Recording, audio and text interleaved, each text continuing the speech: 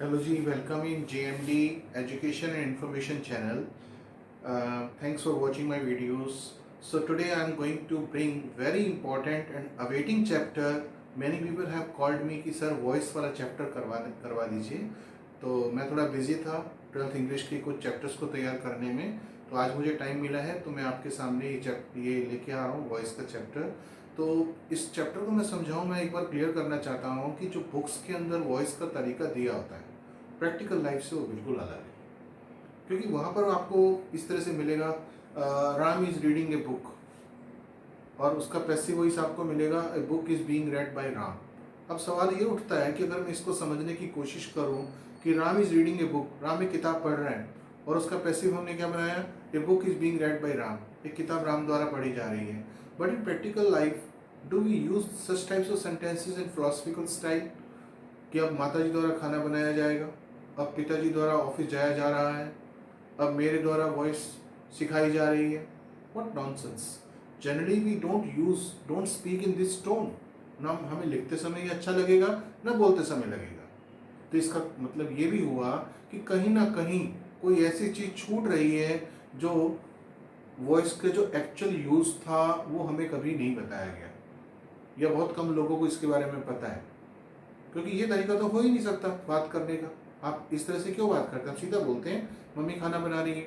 अगर मैं बोलूँ खाना मम्मी द्वारा बनाया जा रहा है, इट लुक्स वेरी ऑकवर्ड, कैसे क्यों बोल रहे हैं। मैं कंप्यूटर पे काम कर रहा हूँ, कंप्यूटर पे मेरे द्वारा काम किया जा रहा है, तो वो तरीका है ही नहीं।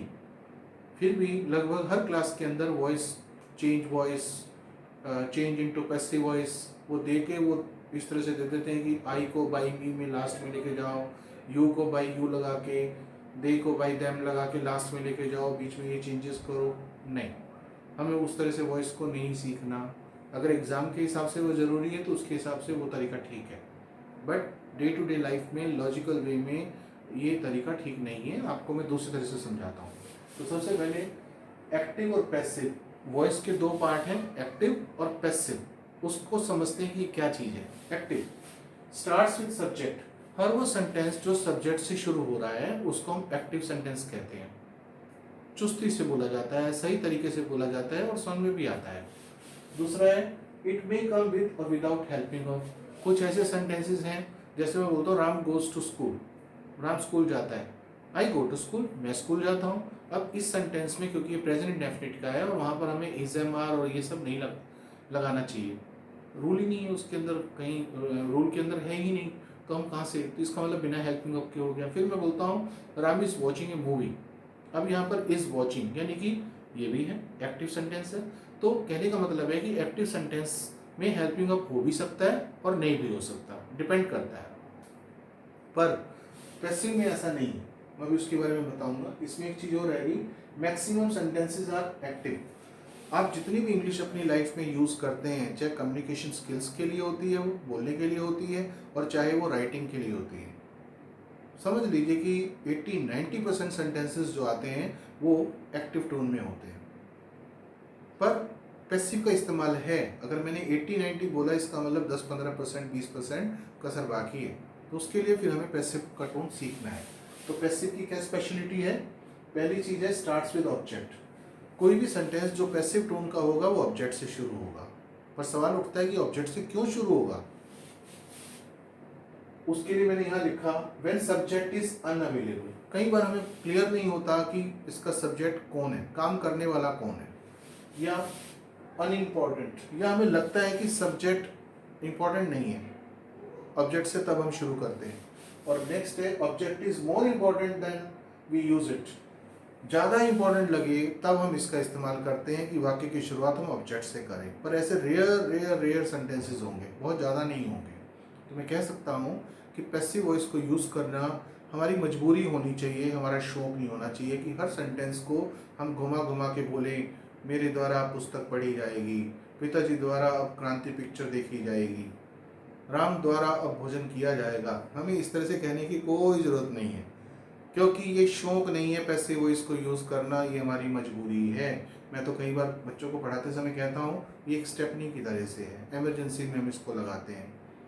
और आपको पता ही है स्टेपनी का क्या रोल होता है। मान लीजिए कि मैं बाई कार हरिद्वार जा रहा हूँ, तो क्या मैं ऐसा करूँगा कि 40-50 किलोमीटर गाड़ी चलाने के बाद जो स्टेपनी पीछे रखी हुई है उसको उठाया और एक पहिया चेंज किया। भाई पूछे कि क्या कर रहे हो, मैंने बोला ये पहिया थक गया होगा, इसको थोड़ा आराम देता हूँ, स्टेपनी बहुत रेस्ट कर रही है। फिर 50 किलोमीटर जाने के बाद वो जो पीछे रखा था पहिया उसको उठाया और फिर एक पहिया चेंज कर दिया, ये सोच के कि अब इसको थोड़ा आराम दूँ। नहीं, stepney is not meant for this purpose. इस काम के लिए थोड़ी है स्टेपनी। स्टेपनी है कि जब वो पंक्चर हो गया या टायर खराब हो गया, फट गया, तब हम उसको इस्तेमाल करते हैं एमरजेंसी में। तो वॉइस के जो रूल्स हैं कि आप ऑब्जेक्ट से अपना सेंटेंस शुरू करें, that is in case of emergency. वो इमरजेंसी कब होती है वो मैंने अभी आपको बताया, जब ये बातें आएंगी, अनअवेलेबल, अनइम्पॉर्टेंट होगा या ऑब्जेक्ट ज़्यादा इम्पॉर्टेंट होगा तब। ओके, उसके बाद हम थर्ड फॉर्म यूज करते हैं। पैसिव वॉइस का एक भी सेंटेंस ऐसा नहीं होगा जिसमें फर्स्ट फॉर्म, सेकंड फॉर्म या आईएनजी फॉर्म आए। We are always going to use third form of the verb. Next है, it comes with helping verb. बिना हेल्पिंग वर्ब के पैसिव वॉइस नहीं होगी। हाँ, एक्सेप्शन हमेशा होते हैं। Starts with object. अब देखिए ये जो मैंने यहाँ पर रूल्स लिखे हैं, मेरे पास इतना स्पेस नहीं था कि मैं हर चीज़ को विद एग्जांपल्स, टेंस का नाम, हर चीज़ को उस तरह से लिखूं। तो मैं कट शॉर्ट करते हुए मैं आपको समझा रहा हूँ कि जैसे प्रेजेंट इंडेफिनिट है, वहाँ पर सब्जेक्ट वर्ब की फर्स्ट फॉर्म एस ऑब्जेक्ट या सब्जेक्ट फर्स्ट फॉर्म ऑब्जेक्ट, ये हमारा फॉर्मूला है। अगर उस टोन में कोई चीज़ हो और उसको हमें पैसिव की टोन में लिखना हो, मजबूरी हो जब हमारी पैसिव में लिखना, तो start with object, use is am are and third form. यहाँ पर फर्स्ट फॉर्म एस है या फर्स्ट फॉर्म होती है, कहीं पर इसमें इज एम आर का इस्तेमाल नहीं होता, पर जैसे ही आप इसको पैसिव की टोन में लेके जाएंगे आपको इज एम आर लिखना होगा। जैसे राम रीड्स ए बुक, तो ए बुक इज रेड, और अगर उस टोन में देखें जो अब तक पढ़ते आए हैं तो बाईराम हो जाना चाहिए। पर ये कुछ प्रैक्टिकल में यूज आपको बताता हूँ कि मान लीजिए कि छोटा बच्चा है और वो किताब को फाड़ रहा है, तो हम अपनी भड़ास निकालने के लिए, थोड़ा डांटने के लिए, समझाने के लिए, चाहे उसको समझ में आए ना आए, छोटा बच्चा 3-4 साल का, हम बोलते हैं बेटा बुक पढ़ी जाती है, फाड़ी नहीं जाती है। तो बुक पढ़ी जाती है, पढ़े कौन, काम करने वाला कौन है, that is not important. Object के साथ में ये काम किया जाता है, वर्ब कौन सी है वो हमने लगा के उसको बोल दिया। तो इस केस में हमें ऑब्जेक्ट से वाक्य शुरू करना पड़ा कि book is red, third form है, रीड रेड रेड, यहाँ पर मैंने थर्ड फॉर्म का इस्तेमाल किया।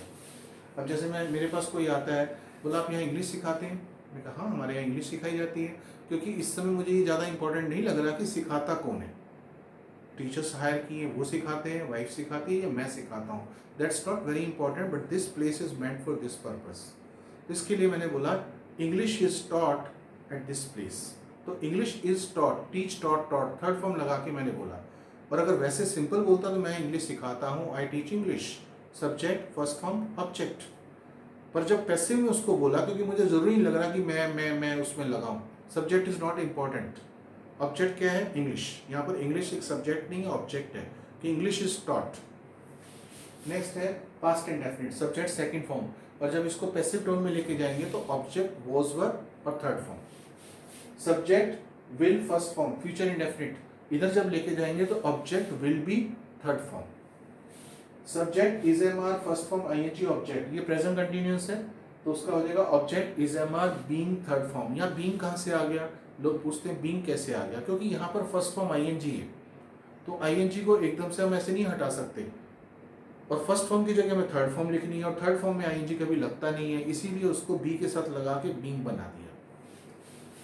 फिर है past continuous, subject was were first form ING, और वहां पर हो जाएगा object was were being third form, subject will be first form ING. यहाँ मैंने लिखा नो पैसिव वॉइस, क्योंकि फ्यूचर कंटिन्यूअस का पैसिव टोन नहीं होता, एक फ्यूचर कंटिन्यूअस का नहीं होता और एक परफेक्ट कंटिन्यूअस जो नीचे आते हैं उनका भी पैसिव टोन नहीं होता। प्रेजेंट परफेक्ट में subject has a third form, तो और जब इसको पैसिव टोन में लेके जाएंगे तो ऑब्जेक्ट के साथ हैज है और बीन लगाना है, BEEN बीन, और फिर थर्ड फॉर्म। जैसे मान लीजिए आपके घर में कोई आया और जल्दी में है, शादी का कार्ड दिया, अच्छा जी ज़रूर आना, वो जाने लगते हैं और तब तक आपके पापा उनको समझाते नहीं, बैठिए बैठिए थोड़ा चाय वगैरह, नहीं चाय, जिस घर पे जा रहे हैं चाय ठंडा ये सब पी के गला ख़राब हो रहा है, नहीं पीनी है। तब तक आपकी मम्मी किचन से आती है और बोलती है भाई साहब चाय बन गई है, पी के जाना। क्योंकि इस समय ये कहना जरूरी नहीं है मैंने चाय बना ली है, चाय बन गई है, तो टी हैज़ बीन प्रिपेयर्ड। और दूसरा तरीका ये भी है टी इज़ रेडी, तो tea has been prepared, tea has been made, तो चाय बना ली गई है। अब इसके अंदर हमें सब्जेक्ट लगाना इंपॉर्टेंट नहीं है। तो जब ऑब्जेक्ट से शुरू हुआ और काम खत्म हो गया, है लगा हुआ है। मेरे टेंसेस के चैप्टर में देखिए मैंने बहुत अच्छे से समझाया कि प्रेजेंट परफेक्ट और पास्ट इंडेफिनिट कैसे एक दूसरे को लिंक करते हैं और कैसे डिफर करते हैं। तो यहाँ पर है कि चाय बन गई है, तो टी हैज़ बीन मेड, ये वाला फॉर्मूला इसमें आ जाएगा। उसके बाद है सब्जेक्ट हैड थर्ड फॉर्म, यहाँ पे हैड बीन आ जाएगा। विल हैव है, विल हैव बीन आ जाएगा। परफेक्ट कंटिन्यूअस का नो पैसिव मैंने अभी समझाया। उसके बाद है आपका इंटरोगेटिव टोन। अगर इंटरोगेटिव टोन होगी तो जैसे मान लीजिए प्रेजेंट इंडेफिनिट और पास्ट इंडेफिनिट में हम डू डज और डिड लगाते हैं इंटरोगेटिव टोन लाने के लिए, पर पैसिव का रूल है कि डू डज डिड उस तरह से दोबारा नहीं आते हैं, तो हमें इज एम और वॉज वर्क का इस्तेमाल करना है। जैसे do the children like sweets, तो are sweets like by the children. Will you read it, will it be read by you, ये भी क्वेश्चन से शुरू था, मैंने क्वेश्चन से शुरू किया। तो रूल ये कहता है एक डू डज डिड को छोड़कर बाकी कोई भी अगर आपका इंटरोगेटिव टोन का होगा, चाहे वो कोई हेल्पिंग हो, मॉडल हो या डबल एच फैमिली वाला हो, वो एज इट इज दोबारा आएगा। हाँ, हु, बाय होम, ये सब चेंजेस तो होते हैं। उसके बाद है imperative sentence, do it today, let it be done today. इसको हम लेट से शुरू करेंगे जब इंपरेटिव सेंटेंस आएगा। Open the door, let the door be open. Hello जी, so we continue our chapter using of passive voice. तो इसमें कुछ और रूल्स की भी बात की गई है और इसके साथ साथ मैं आपको उसको प्रैक्टिकली यूज करके बता रहा हूँ। Using of passive voice, if subject is given in active voice then change it as follows while writing in passive voice. हालांकि मैं पर्सनली मानता हूँ कि इस रूल की हमें कोई ज़रूरत नहीं है, पर जो बच्चे स्कूल के पेपर देते हैं अगर उसमें मान लीजिए वॉइस आ जाए या कोई कम्पिटिटिव एग्जाम आता है उसके अंदर आ जाए, तो कैसे चेंज करना है। बहुत बार होता है आई राइट ए लेटर, तो उनको ये पता होना चाहिए कि इसकी जो पैसिव टोन पेपर में उनको बना के आनी है, a letter is written by me, तो ये बाई मी कहाँ से आ गया। तो उसके लिए बताया गया कि अगर एक्टिव टोन के अंदर सब्जेक्ट इनमें से कोई होगा तो पैसिव बनाते समय बाई लगा के आपने ये बनाना है। तो आई का बाई मी, वी का बाई अस, दे का बाई देम, ही का बाई हिम, शी का बाई हर, और यू का बाई यू, इट का बाई इट। और अगर मान लीजिए कोई नाम दिया हुआ है राम, मोहन, रेखा, तो by Ram, by Mohan, by Rekha, वो एज इट इज आ जाएगा।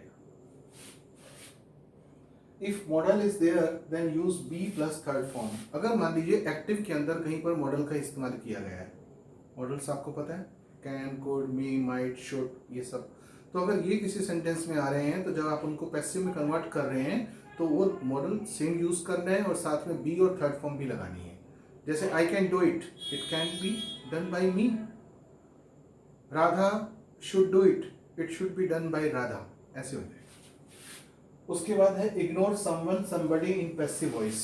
अगर मान लीजिए एक्टिव वॉइस के अंदर समबडी, समवन, जिससे हमें यही ना पता लगे सब्जेक्ट है कौन। मैं बोलता हूँ someone has taken my book, तो जब उसको पैसिव में कन्वर्ट करेंगे तो ये नहीं बोलेंगे my book has been stolen by someone.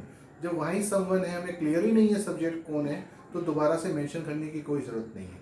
तो my book has been stolen, that's it. और ये रूल जो है आपको सारे जो मैंने थोड़ी देर पहले लिखवाए थे, समझाए थे, उससे आप ले सकते हैं।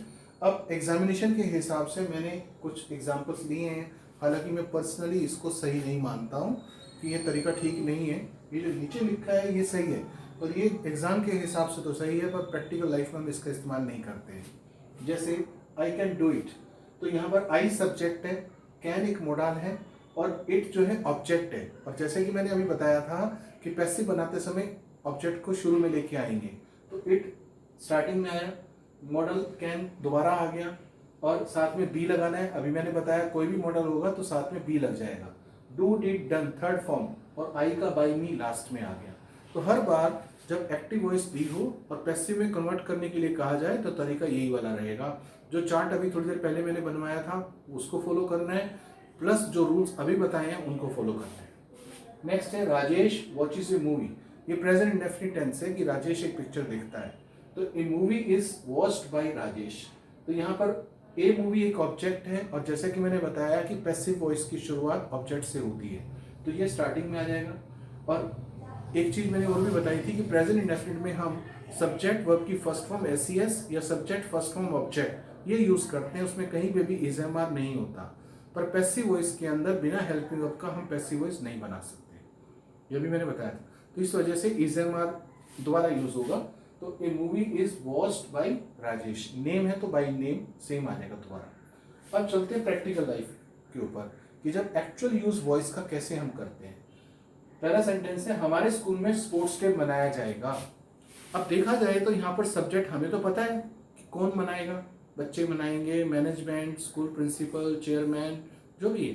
पर हम शोभा नहीं देता कि अगर हम इस तरह से बोलें हमारे स्कूल के विद्यार्थी स्पोर्ट्स डे मनाएंगे या प्रिंसिपल स्पोर्ट्स डे का इनॉग्रेशन करेंगी, उतना अच्छा नहीं लगता। इसको फिर हम बोलने का तरीका यही रहेगा हमारे स्कूल में 15 तारीख को या 14 तारीख को स्पोर्ट्स डे मनाया जाएगा। कौन मनाएगा ये इंपॉर्टेंट नहीं है, कहाँ मनाएंगे, स्कूल के अंदर। क्या मनाएंगे, स्पोर्ट्स डे। तो यहाँ पर स्पोर्ट्स डे ऑब्जेक्ट है, तो स्पोर्ट्स डे ऑब्जेक्ट है, मैंने लिख दिया यहाँ पर। तो sports day will be celebrated या ऑर्गेनाइज्ड इन अवर स्कूल। अगर डेट दी होती तो ऑन सो एंड सो, वो डेट लास्ट में आ जाती। आज क्लास में वॉइस सिखाई गई थी। मान लीजिए बच्चा पढ़ने के बाद घर जाता है और मम्मी पूछती है कि आज स्कूल में क्या हुआ, मम्मा आज वॉइस सिखाई गई थी। एक तरीका तो ये वाला है। दूसरा है आज इंग्लिश के सर ने वॉइस सिखाई थी। पर ठीक, दोनों ठीक है अपनी जगह पर। अगर वो वाला बोलता है तब भी सही और ये, पर बनाने में फ़र्क आ गया। अगर बोलते हैं इंग्लिश टीचर ने आज वॉइस सिखाई थी तो एक्टिव वॉइस है, पर देखा जाए तो क्या बताने की ज़रूरत है कि इंग्लिश टीचर ने सिखाई थी, मैथ्स के टीचर तो नहीं सिखाते हैं। तो इसलिए ये बोलना ज़्यादा सही है कि मम्मी आज स्कूल में हमें वॉइस सिखाई गई थी। बड़ा नेचुरल सा सेंटेंस है और करेक्ट भी है, ये सही यूज़ है वॉइस का। तो अब देखा जाए अगर मैं इसका पोस्टमार्टम करूँ सेंटेंस का कि आज स्कूल में वॉइस सिखाई गई थी, यहाँ पर क्या सिखाई गई थी, वॉइस। वॉइस एक ऑब्जेक्ट है, किसने सिखाई वो अनइम्पॉर्टेंट है, सब्जेक्ट यहाँ पर अनइम्पॉर्टेंट है। अवेलेबल तो है कि किसने सिखाई थी, पर बताना मुझे ज़रूरी नहीं लग रहा, इस वजह से आज वॉइस सिखाई गई थी। तो voice was taught in school today. तो voice was taught in class today या स्कूल टुडे। नेक्स्ट है हमारा परिवार रोज अखबार पढ़ता है। मैंने जानबूझ के दो सेंटेंस लिए एक जैसी टोन के लिए। यहाँ पर काम कौन करता है, हमारा परिवार। क्या काम करता है, पढ़ना। किस चीज़ का पढ़ना, अखबार। यहाँ पर अखबार ऑब्जेक्ट है, बस सब्जेक्ट दिया हुआ है। तो सेंटेंस हमारा बना आवर फैमिली रीड्स, यहाँ पर एस भी लगेगा।